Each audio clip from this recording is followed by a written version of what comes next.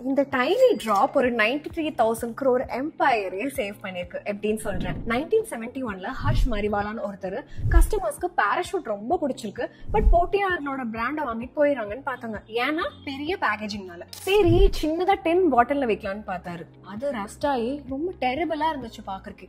சரி பிளாஸ்டிக் பாட்டில்ல பண்ணலாம்னாரு. சூப்பர் ஐடியால தப்புங்க, ராட்ஸ் அதெல்லாத்தையும் கடிச்சு வச்சிருச்சு. இந்த கணக்காரங்க எலி கடிச்ச ஆயில்ல எப்படி வாங்குவாங்க? சரி கிரியேட்டிவா பண்ணலான்ட்டு ஸ்மூத்தா சிலிண்ட்ரிக்கல் பாட்டில் பண்ணாரு. ராட்டோட டீத் வந்து கிரிப்பே ஆகாது. ப்ராப்ளம் சால்வ் பண்ணிட்டாரு. பட் போட்டியாளர்கள் இந்த பாட்டிலோட டிசைனை காப்பி பண்ணி 20% சேல்ஸ் எடுத்து போயிட்டாங்க. அப்பதான் ஹர்ஷ் அவர்கள் ஒரு கேம் சேஞ்சர் ஐடியாவை இன்ட்ரோடியூஸ் பண்ணாரு. இதுதான் அந்த டைனி டிராப் லோகோ. இந்த குட்டியான டிராப் லோகோ தான் பாராஷூட்டோட சிக்னேச்சர் ஆயிடுச்சு. காப்பி கேட்ச் யாரும் அதுக்கப்புறமா வரல. ராட் ப்ராப்ளம்ஸ்ல இருந்து 93,000 crores வரைக்கும் 54% மார்க்கெட் ஷேர் இன்னைக்கு வச்சிருக்காங்க. மிஸ்டர் மரிவாலோட மூவ்ஸ் வந்து சூப்பராகவே ஒர்க் ஆச்சு. ஹிந்துஸ்தான் யூனிலிவருக்கு இவங்க தான் இந்தியாவுடைய பிகெஸ்ட் FMCG ஜெயண்டா இருக்காங்க. இவங்க பாராஷூட்டை early 90sல அக்வயர் பண்ணான்னு ட்ரை பண்ணாங்க. ஒரு கிக்கர் சொல்றேன், பாராஷூட் வந்து 5% GST தான் பே பண்றாங்க.